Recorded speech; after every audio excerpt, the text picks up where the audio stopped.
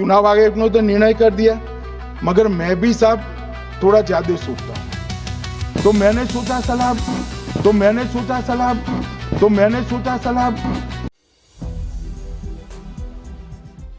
राहुल गांधी ने भरे सदन में खड़े होकर अमित शाह को घेरा। शाह ने झूठा नैरेटिव सेट करने में तोड़ दी सदन की मर्यादा, गाली बकने लगे। मोदी शाह को मजबूर होकर बंद कमरे में करनी पड़ी राहुल से 90 मिनट बात। जी हां दोस्तों, सदन में चल रही चुनाव सुधार का ऐतिहासिक चर्चा पे कुछ ऐसा ही हुआ है। एक और जहां अपना नैरेटिव सेट कर रहे अमित शाह को राहुल गांधी ने भरे सदन में खड़े होकर के सही और लीगल बात बताने पे ना सिर्फ मजबूर किया है, बल्कि सदन के बाहर भी शाह जी के झूठे नैरेटिव का पर्दाफाश कर दिया है। पीएम मोदी और अमित शाह की हालत ये हो गई है कि राहुल गांधी को बुला के उनसे बंद कमरे में 90 मिनट तक बात करनी पड़ी है। राहुल गांधी ने खड़े होकर के कैसे भरे सदन में खड़े होकर शाह जी के नैरेटिव पे पानी फेर दिया है, और कैसे पीएम मोदी और अमित शाह राहुल गांधी को बुला के 90 मिनट तक बंद कमरे में बात करने को मजबूर हुए हैं, सब कुछ आपको अपनी इस रिपोर्ट में बताएंगे। नमस्कार, आप देखना शुरू कर चुके हैं 4 PM और मैं हूं आपके साथ सिमरन। दोस्तों, चुनाव सुधार पे सदन में 2 दिन से बीजेपी और एनडीए बुरी तरह से फंसा हुआ था, क्योंकि राहुल गांधी ने अपने जो 3 सवाल भरे सदन में पूछे थे कि चीफ इलेक्शन कमिश्नर की नियुक्ति में सीजीआई को क्यों हटाया गया, क्यों चुनाव की सीसीटीवी फुटेज को डेटा रखने के लिए जो 1 साल का समय था उसको अचानक 45 डेज में क्यों कर दिया गया, और तीसरा सवाल ये कि क्यों चीफ इलेक्शन कमिश्नर और चुनाव आयुक्तों की नियुक्ति में क्यों उनको कम्युनिटी दी गई। आपको बता दें कि जब विपक्ष के सवालों को जवाब देने अमित शाह आए तो सीधे सवाल पे जवाब देने के बजाय अपना नैरेटिव सेट करने लग गए। वो ये सदन और विपक्ष को बताने के बजाय कि राहुल के 3 सवालों को जवाब क्या है, आजादी के बाद की वोट चोरी को प्रोपेगेंडा चलाते देखे गए। अमित शाह राहुल गांधी के सवालों का जवाब देने के बजाय क्या कुछ कहने लग गए, आप भी जरा इस वीडियो में देखिए। सबसे पहली घटना हुई आजादी के बाद देश का प्रधानमंत्री तय करना था। तय कौन करना था? तो उस वक्त के जितने प्रांत थे इसके कांग्रेस के अध्यक्षों ने, उनके एक-एक वोट से तय होना था। अब 28 वोट श्री सरदार पटेल को मिले और 2 वोट जवाहरलाल नेहरू जी को मिले।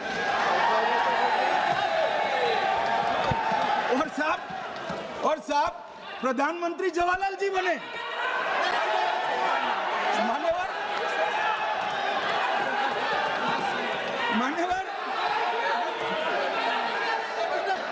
मान्यवर दूसरे प्रकार की वोट चोरी और नैतिक तरीके से चुनाव जीता। ऐसी वोट चोरी भी भूतकाल में एक बार हुई थी। श्रीमती इंदिरा गांधी रायबरेली से चुनी गई। इलाहाबाद हाईकोर्ट में श्री राजनारायण पहुंचे कि चुनाव नियमों के अनुसार नहीं हुआ।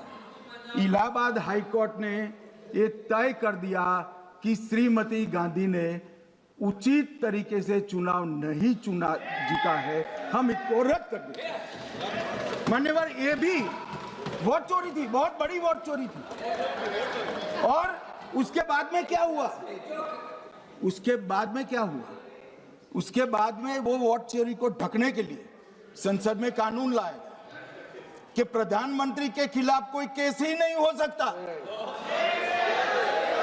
मैं विपक्ष के नेता को कहना चाहता हूं, इम्यूनिटी की बात आप चुनाव आयोग की पूछ रहे हैं, इसका तो मैं जवाब दूंगा, इम्यूनिटी का। मगर ये इम्यूनिटी जो श्रीमती गांधी ने दी थी, इसके लिए आपका क्या कहना है? और उन्होंने तो स्वयं के लिए ले ली। उनका आरोप है, ऐसे नहीं चलता। मान्यवर, उनका आरोप है कि सरकार ने बनाया तो लोकतंत्र ने बनाया, तो जो समय का केस था वो बताया है, आगे का तो बताया। मोदी जी को भी सब लोगों ने प्रधानमंत्री बनाया है भाई, आपकी कृपा से नहीं बने हैं।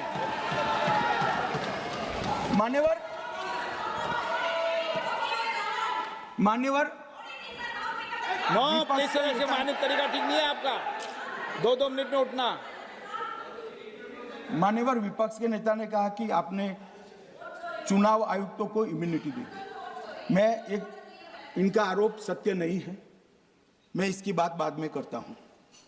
परंतु हमने तो चलो मानो चुनाव आयुक्त को इम्यूनिटी दी, श्रीमती गांधी ने तो अपने आप को इम्यूनिटी दी थी। और फिर फिर जब ये संवैधानिक सुधार के वायरस चैलेंज हुए तो वो केस जीतने के लिए 2, 3 और 4 नंबर के सर्वोच्च न्यायालय के जज को बाईपास कर चौथे नंबर के जज को चीफ जस्टिस बनाया और वहां केस भी जीत लिया। और मानने वाले तो इतिहास है, कौन झुठला सकता है? इनको कोई पढ़ाता नहीं है इतिहास, ये तो इतिहास है, सर्वोच्च अदालत और संसद के रिकॉर्ड में रखा हुआ इतिहास है। इसके खिलाफ लल्लन सिंह जैसे कितने लोग पूरा जीवन लड़े बिहार में, इमरजेंसी के खिलाफ जेल में गए, लाखों लोग गए। और तीसरी वोट चोरी कहना चाहता हूं, तीसरी वोट चोरी का प्रकार मैंने बताया था कि योग्यता नहीं है और मतदाता बन जाना। अभी एक वाद पहुंचा है, वाद मतलब डिस्प्यूट पहुंचा है दिल्ली की सिविल अदालत में। उसमें डिस्प्यूट ये है कि सोनिया गांधी जी इस देश की नागरिक बनने से पहले मतदाता बने। सुना आपने कैसे राहुल गांधी के सवालों के जवाब देने के बजाय वोट चोरी का नया प्रोपेगेंडा फैलाने लगे। ऐसे में बड़ा सवाल ये है कि विपक्ष के सवाल कुछ और थे और राहुल गांधी कुछ और करने लगे।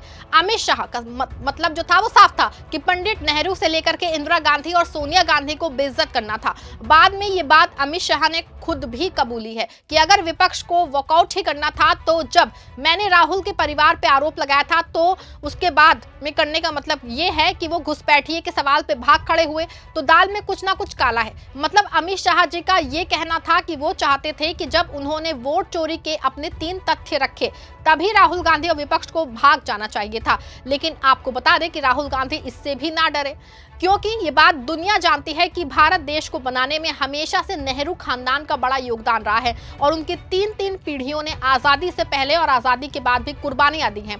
और यही वजह थी कि भरे सदन में खड़े होकर राहुल गांधी ने अमित शाह को घेरा और ना सिर्फ फिर से अपना सवाल पूछा बल्कि सीधे तौर पर जवाब देने को कहा। हालांकि इस पे अमित शाह अपना नैरेटिव सेट करने लगे और क्या कुछ कहने लगे आप भी इस वीडियो में देखिए। जो पूछते नहीं वोट चोरी करते। अच्छा बोलिए आप। हाँ बोले आप बोले। हाँ बोले आप बोले।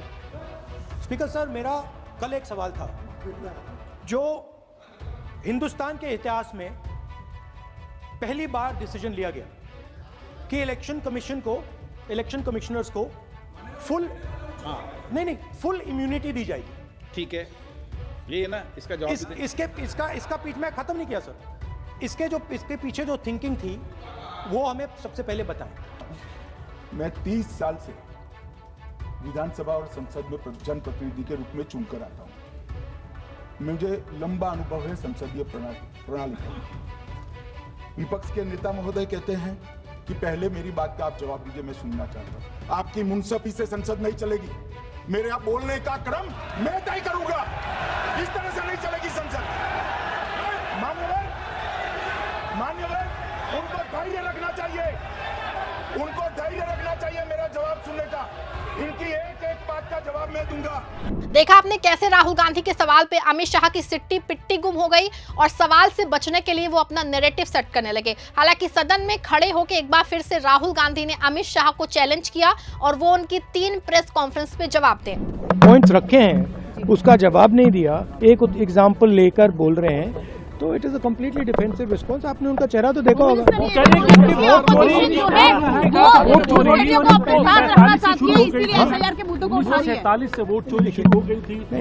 क्योंकि अमित शाह के पास इसका जवाब नहीं था, वो अपने इधर उधर की बातें करने लगे और इस बीच जो है विपक्ष का सदन से वॉकआउट हो गया, क्योंकि जो सवाल विपक्ष की ओर से उठाए गए थे उसको संसद में बताने के बजाय अमित शाह अपना नैरेटिव सेट करने लग गए थे और विपक्ष का वॉकआउट हो गया और सदन के बाहर भी राहुल गांधी ने अपने सवाल को दोहराया है।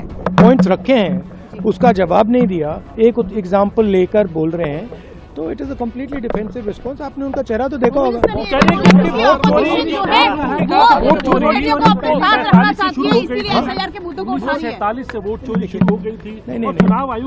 देखिए, मैंने 2-3 चीजें कही थी। मैंने कहा था ट्रांसपेरेंट वोटर लिस्ट सबको दीजिए, उसके बारे में एक शब्द नहीं बोला। मैंने कहा कि ईवीएम का आर्किटेक्चर सबको दे दीजिए, उसके बारे में एक शब्द नहीं कहा। मैंने कहा था कि बीजेपी के नेता हरियाणा में और बिहार में वोट दे रहे हैं, उसके बारे में नहीं कहा। मेरे प्रेस कॉन्फ्रेंसेस में सॉलिड प्रूफ है, उसके बारे में कुछ बोला नहीं। सेम सीजीआई को लेकर दिस इलेक्शन कमिश्नर को फुल इम्यूनिटी दी जा रही है, तो मतलब बिल्कुल वॉकआउट क्यों करने की जरूरत पड़ी आप लोगों को? वॉकआउट से वो कह रहे हैं आप लोग डर गए। नहीं, हम कहाँ डरे।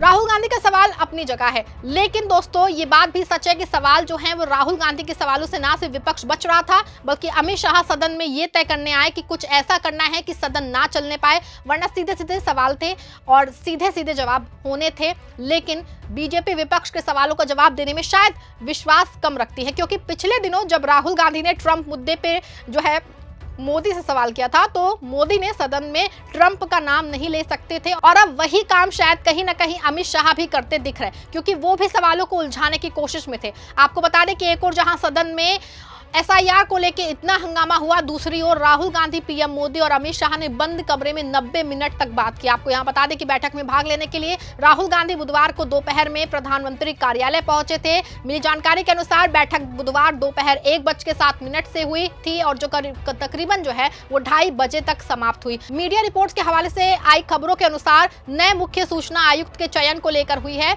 केंद्रीय सूचना आयोग में मुख्य सूचना आयुक्त सहित अभी 8 पद खाली हैं। कुछ महीनों पहले तक हीरालाल सामरिया भारत के मुख्य सूचना आयुक्त थे, लेकिन 13 सितंबर 2025 को सामरिया के रिटायर होने के बाद से मुख्य चुनाव आयुक्त का पद खाली है। सूत्रों के अनुसार राहुल गांधी ने इन सभी नियुक्तियों पे अपनी आपत्ति दर्ज कराई है। कांग्रेस नेता ने लिखित में अपनी आपत्ति दर्ज कराई है। इससे पहले जब भी इन नियुक्तियों को लेकर बैठक हुई है, तो विपक्ष का नेता होने के नाते चाहे खड़गे हो या राहुल हो, उन्होंने अपनी आपत्तियां दी हैं।